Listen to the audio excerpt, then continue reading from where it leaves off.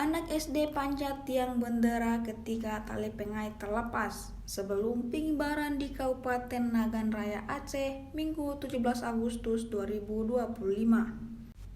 Anak bernama Julian Saputra merupakan siswa kelas 6 SD Somot, Kabupaten Nagan Raya. Ia nekat memanjat untuk pasang kembali tali yang lepas. Dengan aksinya, upacara peringatan Hari Kemerdekaan RI berjalan lancar dan bendera berhasil dikibarkan tanpa kendala. Menurut Bupati Nagan Raya, Keuman, Julian memperlihatkan keberanian dan ketulusan menjaga kehormatan Sang Saka Merah Putih. Pemerintah Kabupaten Nagan Raya mau beri penghargaan khusus kepada Julian sebagai bentuk apresiasi atas keberaniannya.